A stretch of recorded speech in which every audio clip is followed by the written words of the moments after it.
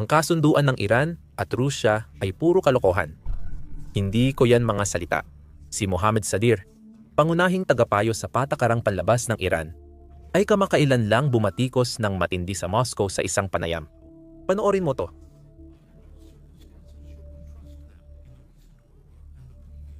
Nang tamaan ng Israel ang lahat ng ating air defense centers, may mga tanong na lumitaw, paano nalaman ng Israel ang tungkol dito ng ganoon ka-eksakto? Ang pagsusuri ko ay ipinasa ng mga Ruso ang impormasyong ito sa mga Israeli. Hindi nag-atubili si Sadir. Sinunog niya ang alyansa ng Iran at Russia. Tinawag itong panlilinlang at pagtataksil.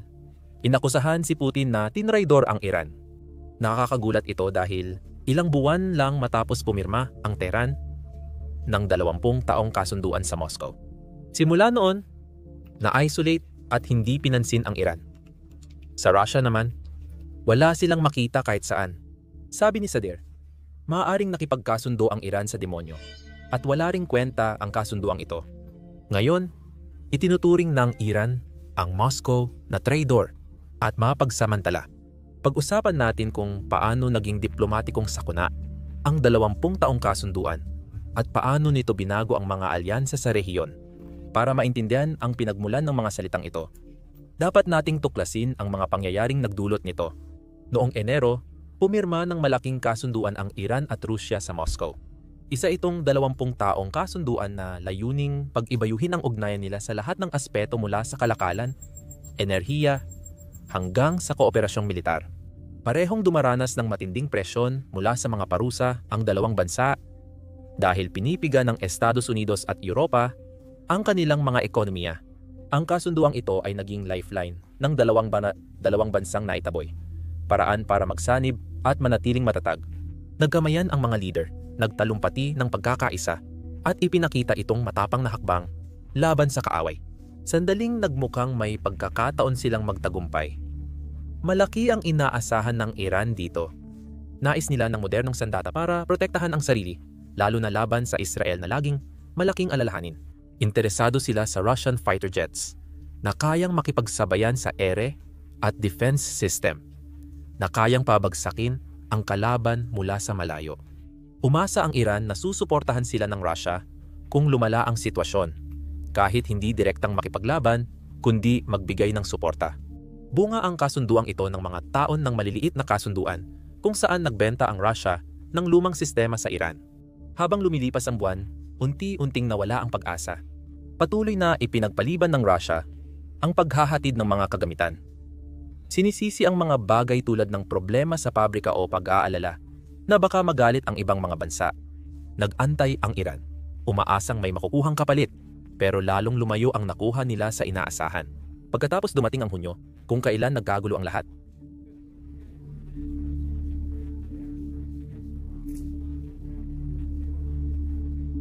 Naglunsad ang Israel ng biglaang pag-atake sa Tehran na tumama sa isang state-run television station. Makikita mo ang matinding epekto ng ballistic missile attack ng Iran. Isa itong gusali ng mga tirahang apartment, hindi isang target militar at lubos itong nawasak.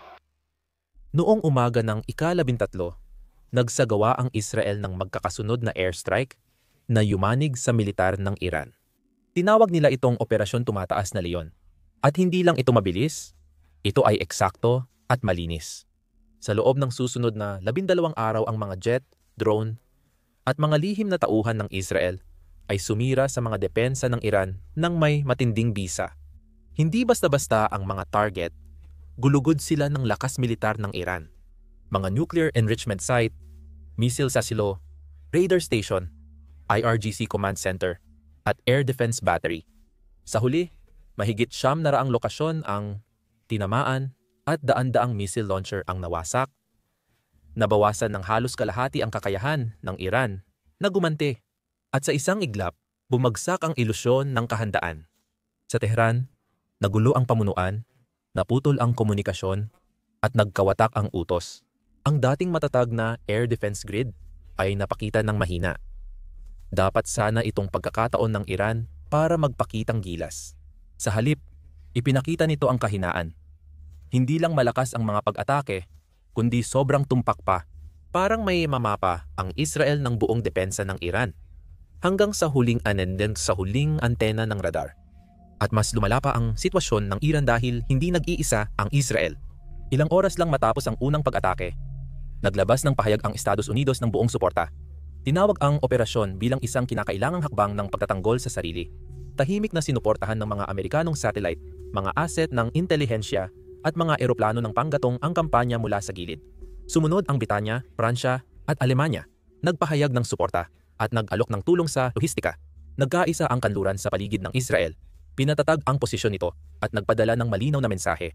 Hindi lang ito laban ng Israel, kundi isang pagpapakita ng lakas na suportado ng koalisyon. Samantala, nanatiling tahimik ang Rusya na inaasahang estratehikong kaalyado ng Iran. Walang pagkondena, walang suporta, walang pagkilos. Binawasan ng media ng Moscow ang halaga ng mga pag-atake at umiwas sa tanong ang mga opisyal ng Kremlin. Sa Tehran, napakabingi ng katahimikan. Dito nagsimula ang mga problema. Para maintindihan kung bakit malaki ang epekto nito sa Iran, tingnan mo kung ano talaga ang isinugal ng Iran. Hindi lang pakikipagkamay o kasunduan, seryosong pamumuhunan ito. Nagpadala ang Iran ng libu-libong drone tulad ng Shahid 100 at 36 sa Rusya. Pinalalakas ang makinarya ng digmaan ng Moscow sa Ukraine. Hindi lang simboliko ang mga drone, mahalaga sila sa estratehiya ng Rusya. Ginagamit sa pag-atake sa infrastruktura, lungsod at supply ng Ukraine.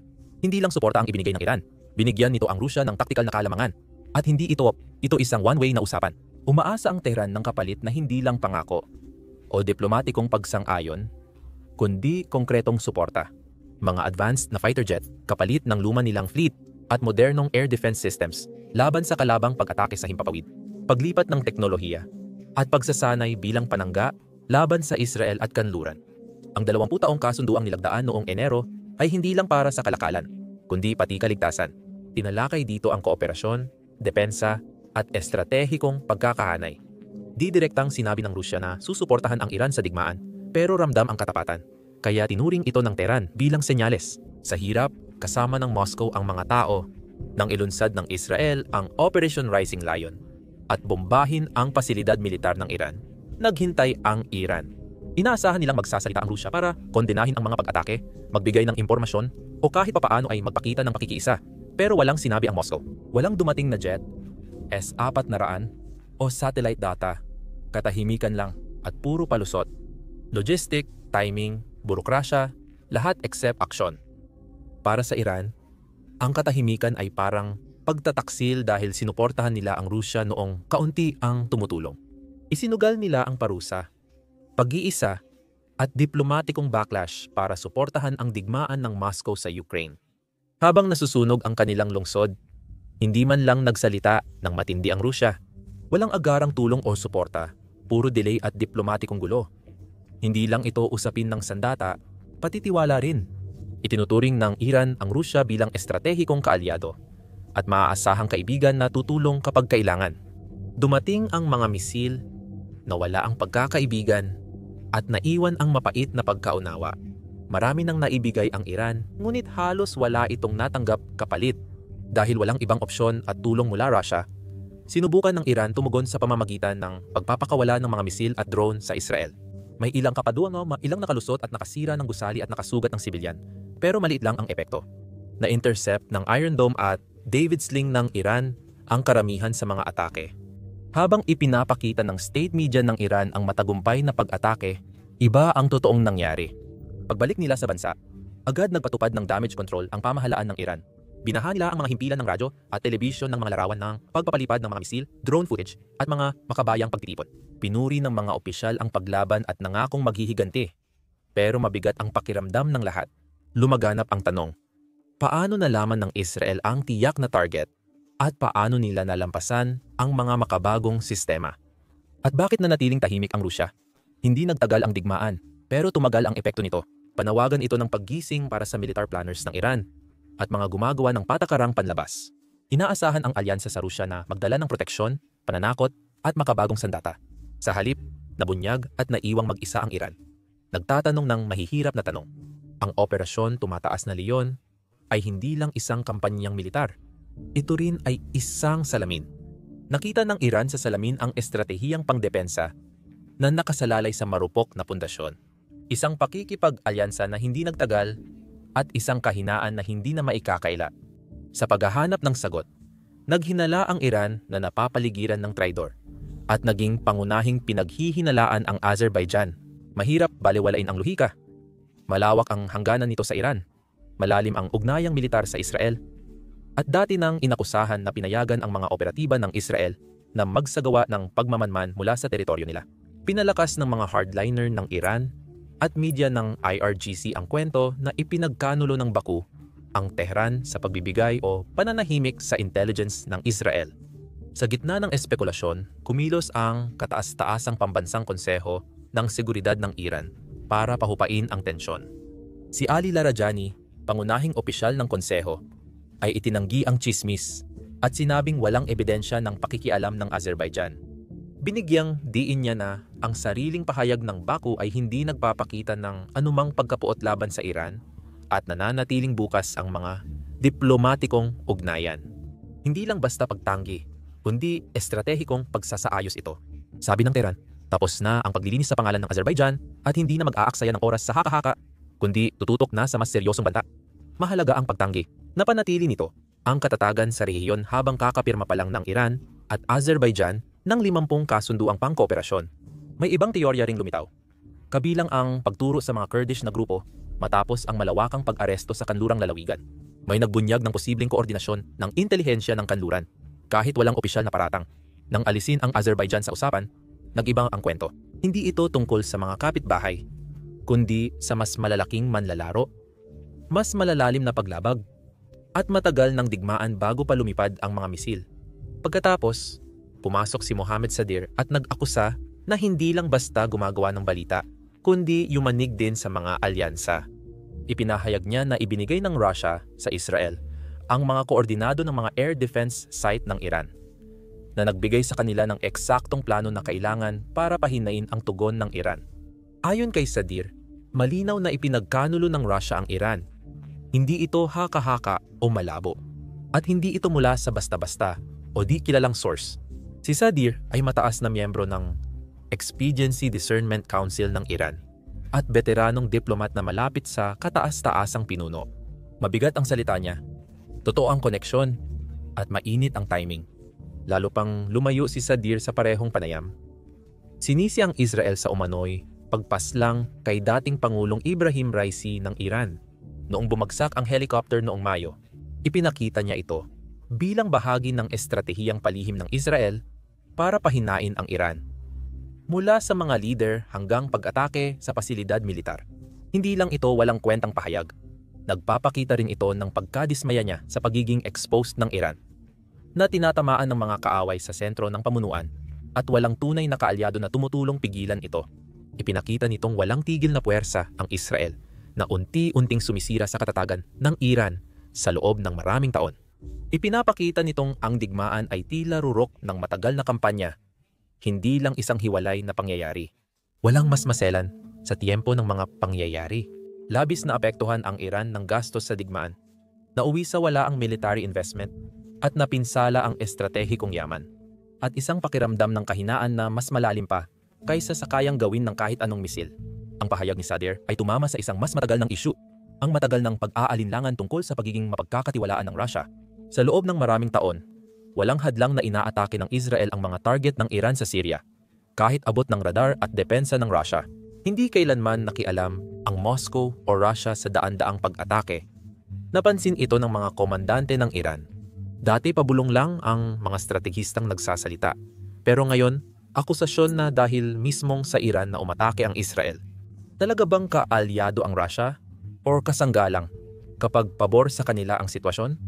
Ngayon, gaya ng inaasahan, parang misil ang akusasyon na tumama sa pamahalaang pampulitika ng Iran. Naglagay ito ng agarang pressure sa mga paksyon na sumuporta sa alyansa ng Russia. Yung mga nagtulak para sa mas malalim na kooperasyong militar, mga kasunduan sa pinagsamang depensa, at pangmatagalang estratehikong pagpaplano kasama ang Moscow. Biglang nalagay sa alanganin ang kanilang kredibilidad. Ang 20 taong kasunduan na kanilang ipinagdiwang ay mukha ngayong isang pagkakamali sa kalkulasyon. At ang pananahimik ng Rusya noong digmaan ng Hunyo ay hindi lang nakakainis, kundi kahina-hinala rin. Tulad ng inaasahan, kahit walang solidong ebidensya, nagsimulang maglabasan ang spekulasyon. Agad itong nakuha ng Iranian media. Umingay sa social platform. Naglabas ng opinyon ang analyst, dating general, at mga klerigo. Nasa panig ba talaga ng Iran ang Russia? Niloko lang ba ang Tehran? Nabahala na ang publiko sa pag-atake ng Israel? Ngayon may tanong pa. Tinulungan ba ng Russia ito? Mabilis kumalat ang galit, hindi lang dahil sa pinsala, kundi dahil sa pakiramdam ng pagtataksil. Ipinakita ang alyansa sa Russia bilang estratehikong kasunduan na magpapalakas at magpoprotekta sa Iran laban sa mga kalaban. Ngayon, isa sa pinakapinagkakatiwalaang tinig ng Iran ang nagsabing sinabotahe ang panangga mula sa loob. Hindi lang nagtagal ang tanong, kundi nagpasimula rin ito ng tahimik ngunit agarang investigasyon. Matapos ang labanan ng Iran at Israel noong Hunyo 2025, sinuri ng mga opisyal ng intelihensya ng Iran ang kanilang cyber infrastructure, lalo na ang mga sistemang konektado sa sentro ng utos ng militar at depensang panghimpapawid. Ang kanilang natuklasan ay labis na nakakabahala. Ilang network na dapat ay hiwalay at ligtas ay nahack na pala ilang buwan na ang nakalipas. Ang mga paglusob ay hindi basta-basta, kundi may palatandaan ng advanced persistent threats. Sopistikadong cyber tool na nagtatago habang nagpapadala ng datos sa panlabas na grupo.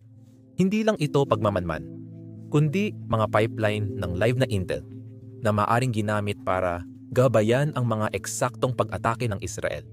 Walang opisyal na ulat, pero ayon sa internal na ulat, posibleng galing sa loob ng sistema ng Iran ang ilang datos na ginamit ng Israel sa pagtukoy ng target. Nagbukas ang revelasyon ng nakakabahalang posibilidad. May nagmamasid sa kanila mula sa loob. Dito nagsimula ang mga hinala sa Rusya. Naglabas lang ng nakakagulat na anunsyo ang YouTube. Nagbabayad ito ng $64 na milyon kada araw sa mga creator. Bakit? Kasi kulang ang YouTube sa mga creator. Kaya mo nakikita sa homepage ang mga video na may mas mababa sa 1,000 views tulad nito. Hindi ibig sabihin na lahat ay kailangang mag-umpisa ng sariling channel. Pero kung naisip mo na ring magsimula ng YouTube channel or faceless channel, ngayon ang tamang panahon para gawin ito. Araw-araw, milyon-milyong piso ang binabayad ng YouTube sa creators at mas pinopromote na nila ngayon ang mas maliliit na bagong channel. Sigurado akong marami kang tanong kung paano magsimula at palaguin ang channel dahil madalas kaming makatanggap ng email mula sa inyo. At kaya napagdesisyonan naming ilagay lahat ng aming mga payo tungkol sa YouTube sa isang YouTube video ng libre.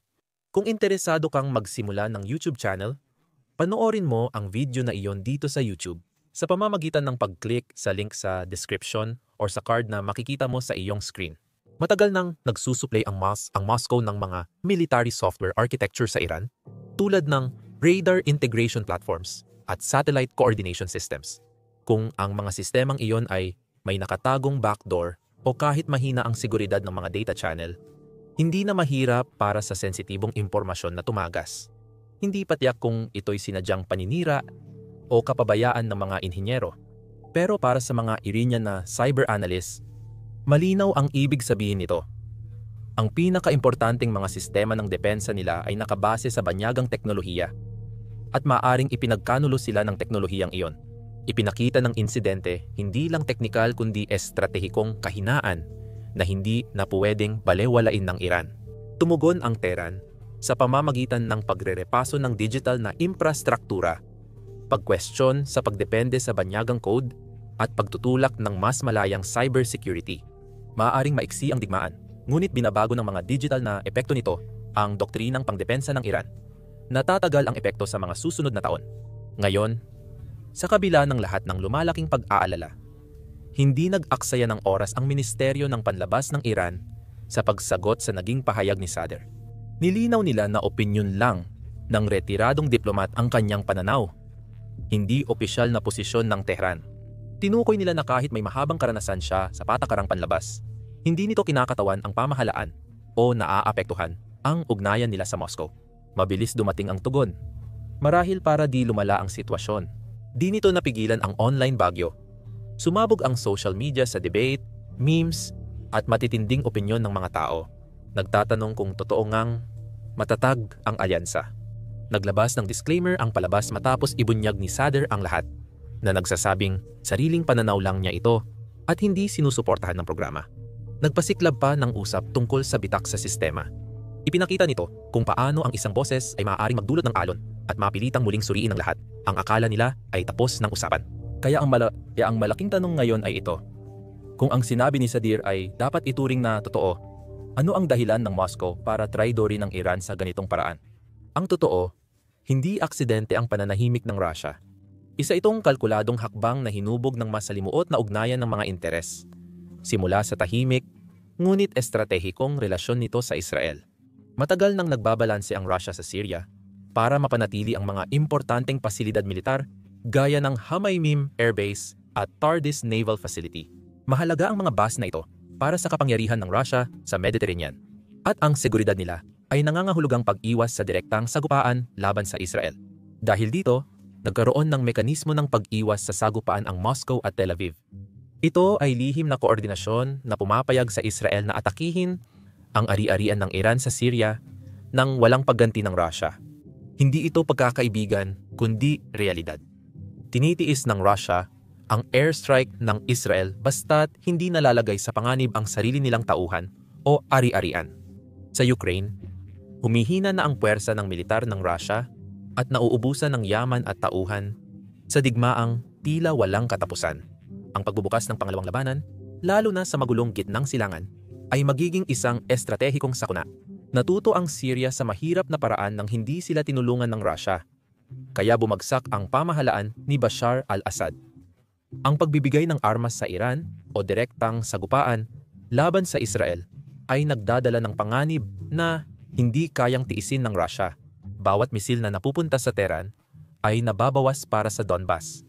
At may malaking epekto ang ekonomiya dito. Kapag tumataas ang tensyon sa gitnang silangan, karaniwang tumataas din ang presyo ng langis sa buong mundo. At ang Russia, na nasa ilalim ng mabibigat na parusa ng kanluran, ay umaasa sa mga pagtaas ng presyong iyon. Tumaas ang presyo ng krudo matapos ang pag-atake ng Israel sa Iran noong Hunyo, na nagdulot ng kita sa ekonomiyang lugmok ng Russia dahil naging kapaki-pakinabang ang kaguluhan. Napapakinabangan ng Russia ang pagdurusa ng Iran. Bagamat maaaring makatulong ang Iran, ang Israel ay isang estratehikong yaman. Bilyon-bilyon ang halaga ng kalakalan ng Russia at Israel. Saklaw ang teknolohiyang agrikultura at cybersecurity. Hindi isusugal ng Moscow lahat iyon para lang kay Tehran. Kapaki-pakinabang ang Iran bilang tagapagtustos ng mga drone, tinik sa tagiliran ng kanluran. Isang pang-abala, pero hindi ito kailangan-kailangan. Nakikita ng Rusya ang Iran hindi bilang kapatid sa armas, kundi bilang isang pawn sa mas malaking laro. Hindi na bago ang malaking laro. Sa loob ng dekada, estratehiya ng Rusya sa gitnang silangan ay pagpoposisyon, hindi proteksyon. Sa Syria, sinuportahan nito si Assad kasama ang Iran, pero kinonsulta rin ang Israel tungkol sa airspace. Nagbenta ito ng mga armas sa Turkey habang pinahihina ang mga grupong Kurdish na sinusuportahan ng United States. Ayaw ng Russia pumili ng panig. Gusto nitong manatiling nasa gitna.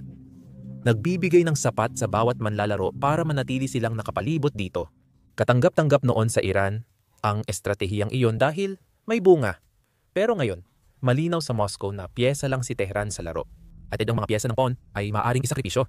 At kung pag-uusapan ang mga pawn, kung maghuhukay ka pa ng mas malalim, makakakita ka ng mga ulat mula sa mga intelligence source na nagpapaliwanag kung paano ang tinatawag na alyansang ito ay laging may halong pagdududa dahil pareho silang nagsasagawa ng espiya laban sa isa't isa para bantayan at protektahan ang kanilang interes. Hindi lang puro salita ito. May totoong tunggalian sa ilalim, naglalaban para sa impluwensya at kung sino ang mas panalo sa mga kasunduan. Tingnan mo ang usaping pera.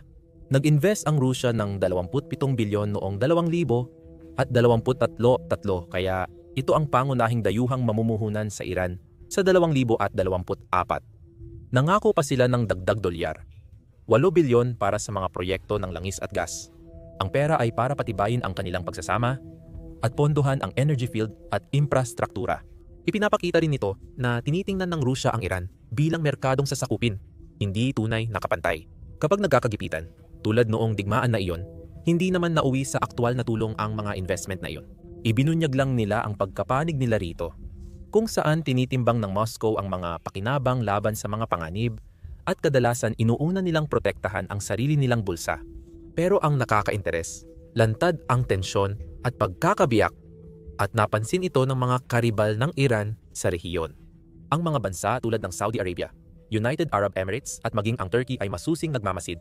Pinag-aaralan nila kung gaano ka-exposed ang Iran matapos ang mga pag-atake at kung gaano ito nauwi sa pagiging nag-iisa.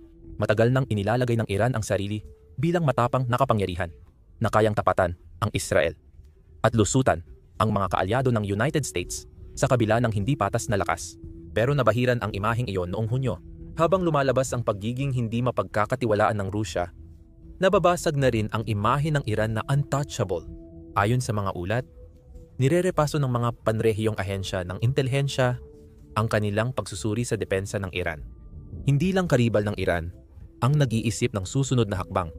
Nagsimula na ring magtanong ng mahihirap na tanong ang sariling network ng bansa ng mga kaalyadong milisya tulad ng Hezbollah sa Lebanon, mga Houthi sa Yemen, at mga paksyon ng Popular Mobilization Forces sa Iraq. Ang mga grupong ito ay umaasa sa Tehran para sa pondo, pagsasanay at direksyon. Ngunit inaasahan din nila ang pamumuno at lakas mula sa itaas. Ang huminang imahe ng Iran matapos ang digmaan noong Hunyo ay nagdulot ng pag-iingat at pagkabahala sa ilang grupong ito. May mga ulat na ang ilang commander ay naghahanap ng ibang pondo, nagbabalak ng pag-atake o nag-iingat para maiwasan ang ganting salakay na di mapigilan ng Tehran. Hindi pa ito tuluyang pagbagsak, pero may pag-aatubili. At sa isang rehiyong nakabatay sa pananakot, ang pag-aatubili ay maaaring mabilis na magbago ng balanse. May mga usap-usapan din sa mga security circles sa Gulpo na ito ay isang pagkakataon. Isang panahon kung saan ang Iran ay humina, nalilito, at mas madaling ma-pressure. At habang kamakailan ay sinubukan ng Saudi Arabia na bawasan ang tensyon sa Tehran sa pamamagitan ng diplomasya, malabong magpatuloy ang mga hakbang na iyon nang may parehong kasiglahan. Kung sa tingin ng Riyadh ay hindi nabanta ang Iran, kakaiba, maaaring nabuksan ng pagtataksil ng Rusya ang pinto para sa pagbabago ng mga tunggalian sa gitnang silangan, kung saan mas mahina ang posisyon ng Iran kaysa sa mga nakaraang taon. Matalino si Putin sa pagbuo ng kasunduang ito na nahuli lang mapansin ng Iran. Isang mahalagang detalye sa kasunduan ng Rusya at Iran ay iniiwasan nito ang matibay na garantiya sa depensa. Itinakda ng kasunduan ang malawakang kooperasyon sa mga pagsasanay militar, pagbabahagi ng intelihensya at pagpapaunlad ng nuklear. Ngunit hindi nito ipinangako ang automatikong suporta ng militar kung sakaling salakayin ang alinmang panig at hindi aksidente ang ganitong estruktura. Mula simula, ang kasunduan ay para sa pag-aayon ng pangmatagalang layunin, hindi sa pagbubuo ng alyansang pandigma. Nagbigay ito ng pagkakataon sa Moscow na suportahan ang Iran sa diplomasiya o ekonomiya ng hindi kailangang makialam. Habang tumitindi ang tensyon, nakatutok ang Tehran sa detalye ng kasunduan. Ang safety net na inakala nilang nariyan ay mas simboliko pala kaysa totoo. Masakit ang pagkaalam na iyon. Hindi dahil inalis ang alpombra, kundi dahil wala naman talagang inilatag simula pa lang. Para sa Iran, ang resulta ng digmaan ay hindi lang pagkatalo kundi parang pagtataksil. Nasira agad ang dati matatag nilang air defense network. Ibinunyag nito ang malalaking butas na aabutin ng taon at bilyon bago maayos. Nagmadali ang Tehran na punan ang kakulangan gamit ang sariling sistema at nagpakilala ng bagong platapormang ipinagmamalaki nilang katapat ng sa Russia. Ipinakita ng unang resulta na hindi ito tatagal. Ginamit ang drill at parada ng mga misil para ipakita ang lakas. Sa likod ng palabas, halatang mahina ang depensa ng Iran. At ang ekonomiya nito, na pinapahirapan ng inflasyon at mga parusa, ay hindi makasabay sa gastos ng pagbangon. Layunin ng pakikipagpartner sa Rusya na mapababa ang presyo. Lumago ang kalakalan.